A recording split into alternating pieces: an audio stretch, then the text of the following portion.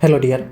राज्य स्वास्थ्य समिति बिहार ने जो एएनएम 5006 की जो बहाली चल रही थी, आखिरकार उसको कंप्लीट कर दिया है और जो पोस्टिंग लिस्ट होता है उसको भी जारी कर दिया है। सब लोग को पता है, लेकिन मैं कुछ यहाँ पे अलग बताने वाला हूँ। ठीक है, जो आपके मन में सवाल चल रहे हैं वो सारे सवाल का जवाब इस वीडियो के माध्यम से आपको मिल जाएगा।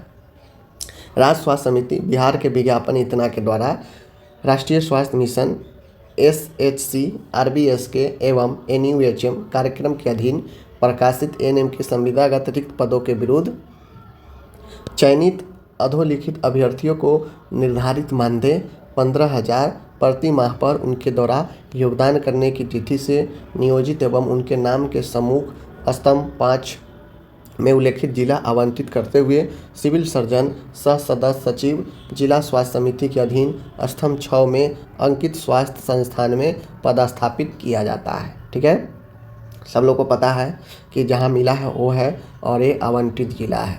अक्सर ये देखा गया है, इसमें 3 ऑप्शन मांगा गया था जिला चुनने का, 3 जिला चुनने का मांगा गया था। अब उसी आसपास के ज़िला में आपको दिया गया है। आसपास में हो सकता है आपके घर से यह 50-60 किलोमीटर या हो सकता है 100 किलोमीटर के अंदर में दायरे में हो। ठीक है, ज़्यादा दूर नहीं दिया गया है, क्योंकि 15,000 में क्या ही लोग गुजारा कर लेगा, इसलिए घर के आसपास रहेगा तो लोग अपना मैनेज आराम से करेगा।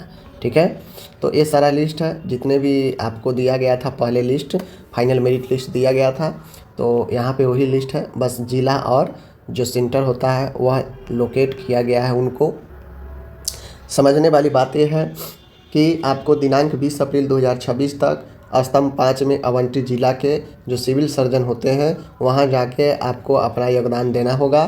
ठीक है, और योगदान देने के बाद तत्काल प्रभाव से आपको कॉलम 6 में जो मिला है सेंटर, उस सेंटर पर जाके अपना कार्य प्रारंभ करना होगा। यानी 20 जुलाई तक आपको ज्वाइनिंग करना है। ज्वाइनिंग का डेट यहाँ पे दिया गया है।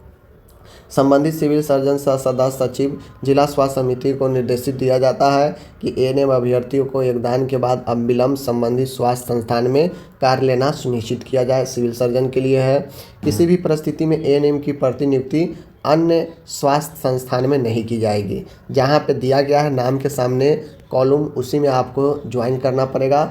अन्य आप सेंटर पर ज्वाइन करेंगे तो आपको पेमेंट नहीं दिया जाएगा।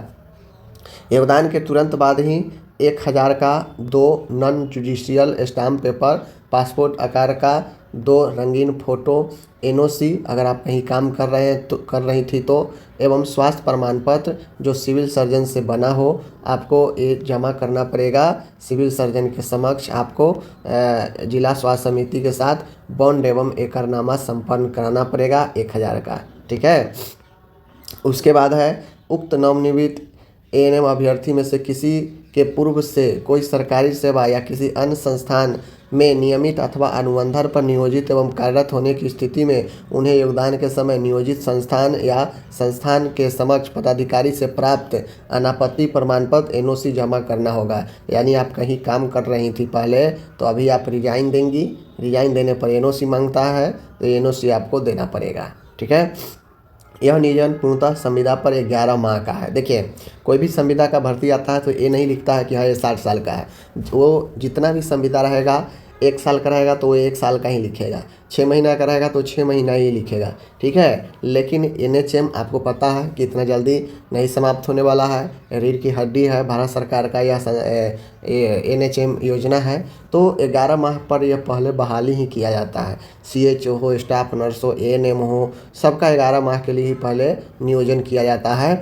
धीरे धीरे जो है आपको आगे बढ़ते जाता है 60 साल तक। ठीक है, याद रखिएगा। लेकिन जो इसका रूल है 11 माह, इसलिए 11 माह देता है, आपको टेंशन लेने की ज़रूरत नहीं है।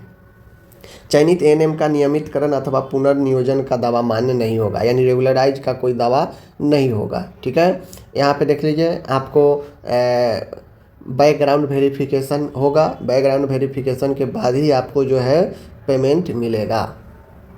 आगे है यहाँ पे सारा चीज़ दिया गया है कि विस्तृत निर्देश कंडिका इतना में अंकित शर्तों के वैसे अभ्यर्थी जो एएनएम के पद पर वर्तमान में कार्यरत है अथवा पूर्व में कार्यरत रह चुके हैं, वे राज्य स्वास्थ्य समिति बिहार के मानव संसाधन नियमावली में निहित प्रावधानों के तहत अयोग्य माने जाएंगे। देखिए, कह रहा है कि अगर आप पूर्व में या अभी एएनएम के रूप में काम कर रही थी सरकार के तौर पर, तो फिर जो है आपको अयोग्य माना जाएगा, आप ज्वाइन मत करें वरना आपके ऊपर कार्रवाई भी हो सकता है, इस पर लिखा भी हुआ है। ठीक है।